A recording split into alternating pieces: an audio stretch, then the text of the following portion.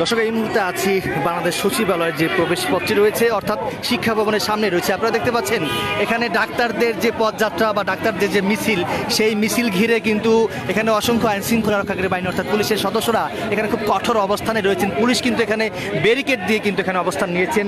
শহীদ মিনার থেকে ডাক্তাররা কিন্তু 5টি দাবিতে স্বাস্থ্য মন্ত্রণালয়ের অভিমুখে তারা পদযাত্রা শুরু করেন এবং এই পদযাত্রায় কিন্তু পুলিশের বাধা কিন্তু আমরা দেখতে পাচ্ছি। পুলিশ কিন্তু এখানে ব্যারিকেড দিয়ে কিন্তু পুলিশ খুব কঠোর অবস্থানে রয়েছেন। গ্লোবাল টেলিভিশন ফেসবুক পেজে সরাসরি আপনাদেরকে দেখানোর চেষ্টা করছি। ডাক্তারদের যে প্রতিনিধি যারা রয়েছে তারা কিন্তু পুলিশের সঙ্গে কথা বলছেন।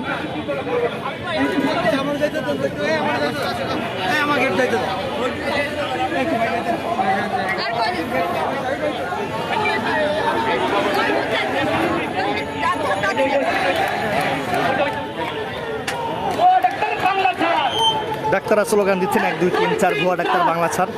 বিভিন্ন নামে কিন্তু তারা শহীদ মিনার থেকে স্লোগান দিয়ে কিন্তু এই শিক্ষা ভবনের সামনে এসেছেন এবং এই শিক্ষা ভবনের সামনে কিন্তু পুলিশ এখানে ব্যারিকেড দিয়ে কিন্তু অবস্থান নিয়েছেন।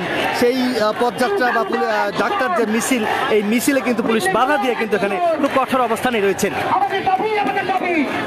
দর্শক, লাইভটি কে কোথা থেকে দেখছেন কমেন্টে জানাতে পারেন। আজকে যে ডাক্তার যে এই 5টি দাবি, এটি আপনারা কিভাবে দেখছেন সেটিও কমেন্টে জানাতে পারেন।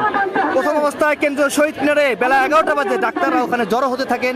কিছুক্ষণ আগে কিন্তু শহীদ মিনার থেকে স্বাস্থ্য মন্ত্রণালয়ের অভিমুখে কিন্তু তারা পদযাত্রা করেন এবং এই পদযাত্রায় পুলিশের বাধা এবং পুলিশ কিন্তু এখানে ব্যারিকেড দিয়ে অবস্থান নিয়েছেন। তার সামনেই ডাক্তাররা কিন্তু বিভিন্ন নামে স্লোগান দিয়ে এখানে অবস্থান নিয়েছেন।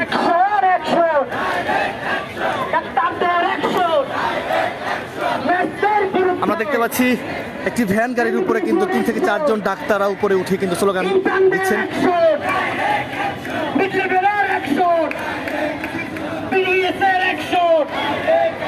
আমাদের দাবি, আমাদের দাবি মানতে হবে। আমাদের দাবি, আমাদের দাবি আমাদের দাবি, আমাদের দাবি 1 2 3 4 দেখতে পাচ্ছেন পুলিশের অবস্থান এবং ব্যারিকেড। 1 2 3 4 1 2 3 4 100 কি দাবিতে তারা এখানে এসেছেন একটু জানার চেষ্টা করব। এই রেজিস্ট্রেশন প্রাপ্ত এমবিবিএস এন্ড বিডিএস এর প্রেসক্রাইব ছাড়া কোনো ফার্মেসি থেকে ঔষধ দেওয়া হবে না।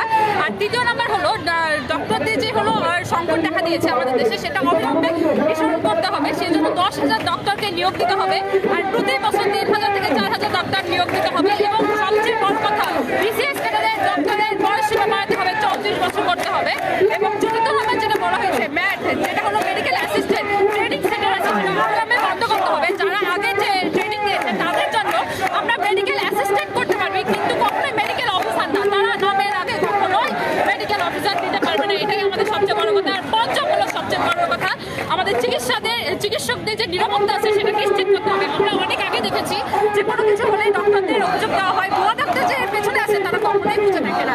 আমাদের দাবি হলো চিকিৎসকদের এই সুস্থভাবে তারা যেন চিকিৎসা প্রদান করতে পারে, মানব সেবায় নিয়োজিত থাকতে পারে, সেটার ব্যবস্থা করতে হবে। এই 4 দফায় এখন বর্তমানে এই 4 দফা দাবির জন্য আমরা দাঁড়িয়ে আছি। প্রথম দফাটা হয়েছে, সেজন্য আমরা আরো আশাবাদী আমাদের এই 4 দফা মানতেই হবে, কারণ এই যে রায়টা আছে 92 বার পিছানো হয়েছে। আমরা চাই এই রায় আর কখনোই পিছাবে না, আমরা আমাদের দাবি সফল হয়ে তারপর বাড়ি ফিরবো, এটাই আমাদের প্রত্যাশা। আপনারা কি এখানে অবস্থান করবেন যে 4 দফা দাবি? আমাদের দাবি যদি সম্পূর্ণভাবে পালন করা আর মেনে নেওয়া হয় তাহলে আমরা অবশ্যই আমরা বাড়ি যাবো। যদি না মেনে হয় আমরা কোনো ডাক্তার এখান থেকে নড়বো না, আমরা এখানে অবস্থান করবো।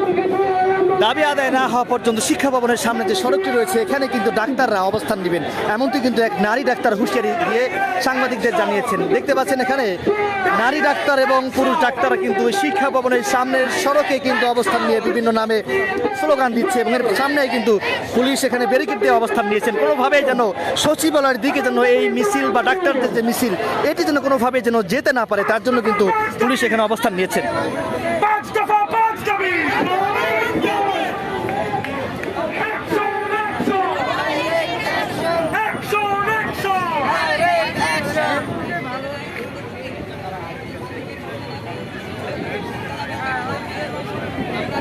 পর্যন্ত আমাদের আন্দোলন চলবে।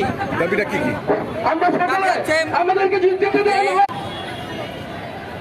শিক্ষা ভবনের সামনে দেখতে পাচ্ছেন আসলে জায়গায় জায়গায় ডাক্তাররা অবস্থান নিয়েছেন। কয়েকজন ডাক্তারের সঙ্গে কথা বলার চেষ্টা করব। আপনাদের 5টি দাবিগুলো একটু বলেন, কি দাবিতে আসলে এখানে এসেছেন? জি বলেন। হ্যাঁ, আচ্ছা আচ্ছা, ঠিক আছে।